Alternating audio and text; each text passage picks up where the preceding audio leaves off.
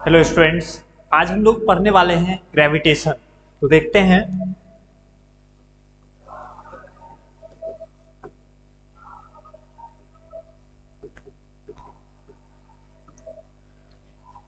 Gravitation आप class 9th में भी पढ़े होंगे, जहां पे आप पढ़े होंगे कि कोई भी दो मास ऑब्जेक्ट है। सपोज दैट ये मास m1 है, ये ऑब्जेक्ट है जिसका मास m1 है, ये ऑब्जेक्ट है जिसका मास m2 है, और इन दोनों के बीच मान लेते हैं कुछ डिस्टेंस r है। ठीक। अच्छा, डिस्टेंस जो हम लोग लेते हैं वो सेंट्रल डिस्टेंस लेते हैं, यानी इसके सेंटर से और इसके सेंटर, दोनों के सेंटर टू सेंटर डिस्टेंस कितना है, r है। तो F कितना होता था, फोर्स इक्वल टू, अच्छा कौन सा फोर्स, ग्रेविटेशनल फोर्स कितना होता था, वो होता था Gm1 m2 upon r square.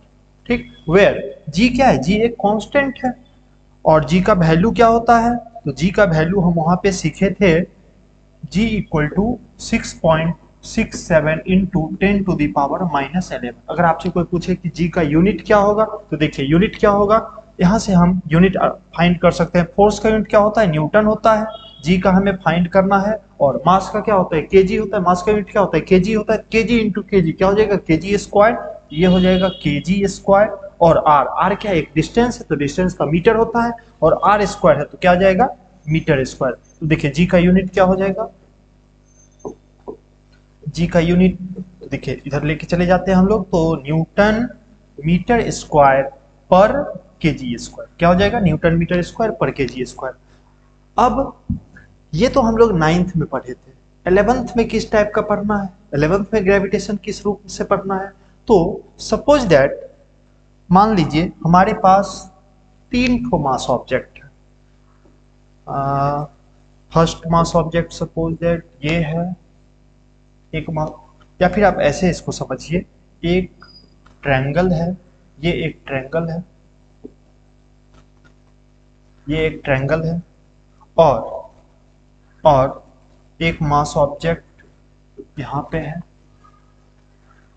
ये एक मास ऑब्जेक्ट है, ये एक मास ऑब्जेक्ट है, ये एक मास ऑब्जेक्ट है, यानी ट्रायंगल के, और ये ट्रायंगल जो है, ये ट्रायंगल इक्विलैटरल ट्रायंगल है, ट्रायंगल इक्विलैटरल ट्रायंगल है। और मान लेते हैं कि इसके तीनों साइड का वैल्यू, इसका वैल्यू a है, इसका भी वैल्यू a है, इसका भी वैल्यू a है, और इसके कॉर्नर पे, तीनों कॉर्नर पे यानी वर्टेक्स पे मास रखा हुआ, ये मास m है, ये भी m है, ये भी m है। ठीक, ट्रायंगल का हम कुछ नाम दे देते हैं, triangle A B and C, and you have to find f net on A. You have to find f net on A. ये कैसे फाइंड करेंगे, तो देखिए ये मास ऑब्जेक्ट इसको अट्रैक्ट करेगा, यानी इन दोनों के बीच अट्रैक्शन फोर्स लगेगा, इन दोनों के बीच भी अट्रैक्शन फोर्स लगेगा, इन दोनों के बीच भी अट्रैक्शन फोर्स लगेगा, यानी सारे मास एक दूसरे को क्या करेंगे, अट्रैक्ट करेंगे। अब अगर हम पॉइंट ए पे देखें, तो ये मास इसको इधर अट्रैक्ट कर रहा होगा, और ये वाला मास इसको इधर अट्रैक्ट कर रहा होगा। यहाँ पे फोर्स कितना कितना होगा, अच्छा मान लेते हैं, या फिर ऐसे ही रहने दीजिए, F on A due to B। ठीक, F on A due to B, और यहाँ क्या हो जाएगा, F on A due to C। अब देखिए यहाँ पे हम ग्रेविटेशनल फोर्स अगर लगाएं, तो F on A due to B equal to क्या हो जाएगा, तो ये हो जाएगा G मास तो सेम है, तो M into M square, GM square upon R square, R नहीं है A है, GM square upon A square. उसी तरह F on A due to C क्या हो जाएगा, F ऑन A, देखिए ये वेक्टर पॉइंट, फोर्स एक वेक्टर क्वांटिटी है, तो इसके ऊपर वेक्टर साइन देना जरूरी है। F on A due to C क्या हो जाएगा, ये भी वही सेम रहेगा, GM square upon A square. ठीक, अब देखिए चूंकि ट्रायंगल इक्विलैटरल है, तो एंगल कितना बनेगा, इसके तीनों वर्टेक्स पे एंगल कितना बनेगा, 60 डिग्री एंगल बनेगा। अगर ट्रायंगल इक्विलैटरल ट्रायंगल, यानी इक्विलैटरल ट्रायंगल के तीनों एंगल का सम, वो ट्रायंगल के तीनों एंगल का सम 180 होता ही है, और इक्विलैटरल ट्रायंगल है, तीनों एंगल क्या होगा, आपस में इक्वल होगा। एक एंगल का वैल्यू कितना होगा, 60 डिग्री, 60 प्लस 60 प्लस 60 कितना होगा, 180, तो एक एंगल का वैल्यू 60 डिग्री, ये कितना हो जाएगा, 60 डिग्री। अब अगर इसको हम गौर से देखें, ये कुछ ऐसा बन रहा है, इस तरह का बन रहा है, ये पॉइंट ए है, ये एंगल 60 डिग्री है, और यहाँ पे ऐसे देखिए F on A due to B और F on A due to C ये दोनों बराबर, तो हम इसको मान सकते हैं एफ मान सकते हैं, यानी F on A due to B equal to F on A due to C equal to F बोल देते हैं, इक्वल टू एफ बोल देते हैं। तो देखिए इधर भी एफ, इधर भी एफ, और ये एंगल 60 डिग्री। तो इसको हम दो तरीके से बना सकते हैं, एक तो नॉर्मल वेक्टर सम करके और दूसरा कंपोनेंट ब्रेक करके, दोनों तरीका है। चलिए कंपोनेंट ब्रेक करके हम लोग बना इसको सॉल्व कर लेते हैं, बहुत ही इजी वे में सॉल्व हो जाएगा।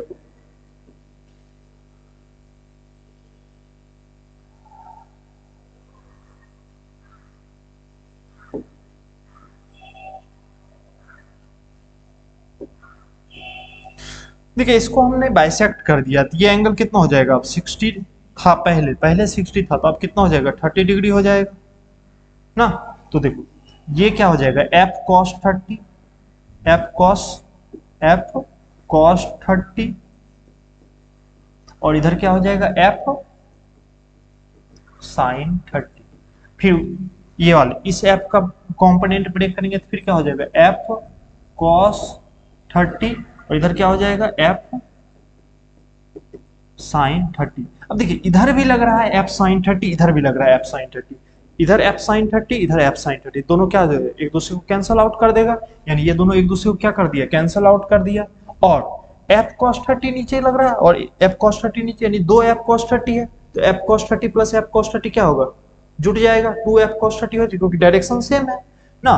तो एफ नेट की अगर हम बात करें, एफ नेट क्या हो जाएगा, तो ये हो जाएगा 2f cos 30, और cos 30 का वैल्यू कितना होता है, cos 30 का वैल्यू √3/2 होता है, √3/2, तो ये हो जाएगा 2f √3/2, तो 2 से 2 कट जाएगा, क्या हो जाएगा f √3, और f का वैल्यू तो हम पहले ही निकाले थे gm²/a², तो f इक्वल टू क्या हो जाएगा, f नेट इक्वल टू क्या हो जाएगा हमारा, तो f नेट इक्वल टू, देखिए बार बार हम ना वेक्टर साइन लिखना भूल जा रहे हैं, आप इसको गलत मत सोच लीजिएगा,